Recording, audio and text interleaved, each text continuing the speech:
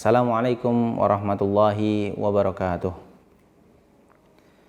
Innal hamdalillah nahmaduhu wa nasta'inuhu wa nastaghfiruh wa na'udzu billahi min sururi anfusina wa sayyiati a'malina may yahdihillahu fala mudhillalah wa may yudlilhu fala hadiyalah. Asyhadu an la ilaha illallah wa asyhadu anna Muhammadan abduhu wa rasuluh la nabiyya wa la rasula ba'dah. Alhamdulillah, segala puji bagi Allah kita ucapkan atas segala karunia-Nya sehingga kita masih bisa melaksanakan puasa hingga hari ini. Hadirin yang budiman dimanapun berada,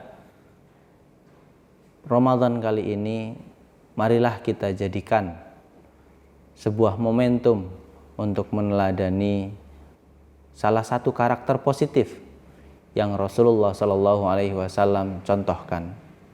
Sebagaimana beliau sudah Allah jadikan satu tokoh, satu sosok untuk dijadikan suri tauladan, yang mana begitu mulia akhlak beliau sehingga mau disanjung seperti apapun, dijunjung tinggi seperti apapun namanya, beliau tetap merendah, beliau tetap tawadu, beliau tetap melaksanakan apa yang biasanya sebagian orang tidak melaksanakannya. Maka pada kesempatan kali ini mari kita pelajari lebih dalam apa yang dimaksud dengan rendah hati. Salah satu akhlak yang beliau oleh Rasulullah contohkan adalah apabila kita disanjung, tidak terus kita merasa lebih tinggi dari orang lain. Apabila kita direndahkan, juga tidak akan merasa rendah diri.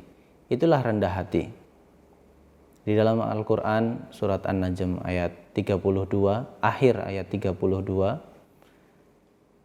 Allah berfirman, "Wala tuzakku anfusakum wa huwa a'lamu bimanittaqa."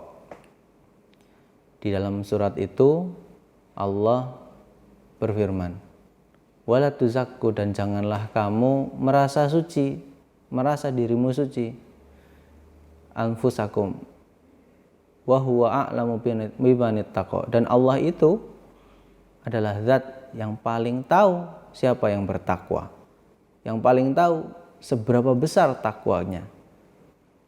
Maka dengan merendahkan hati, dengan rendah hati, dengan tawadu, kita bisa menjaga akhlak kita, perilaku kita di bulan Ramadan, khususnya bulan yang di situ kita berlomba-lomba untuk mencari ketakwaan.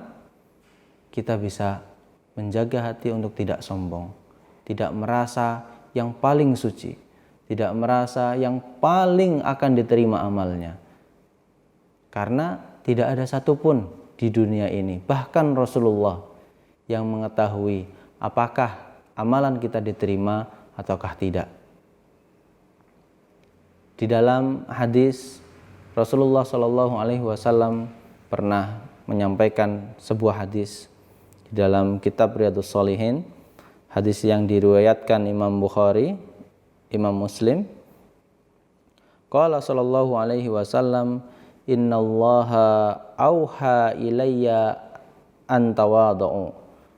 Sesungguhnya Allah itu mewahyukan kepada Nabi Muhammad, kepadaku, an tawadhu, untuk bersikap tawadu, untuk bersikap rendah hati. Kenapa demikian? Hatta la yafrah ahadun ala ahadin, sampai nggak ada yang membanggakan satu di antara yang lain. Maka Nabi Muhammad terkenal dari kecilnya nggak pernah berlaku sombong.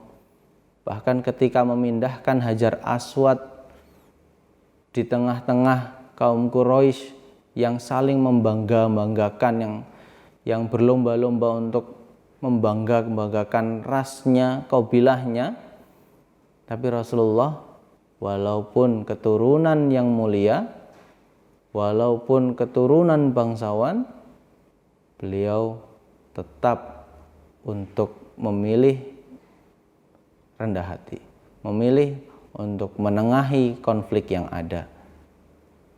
Maka di tengah Ramadan ini, mari kita kedepankan sikap tawadhu kita, sikap rendah hati kita.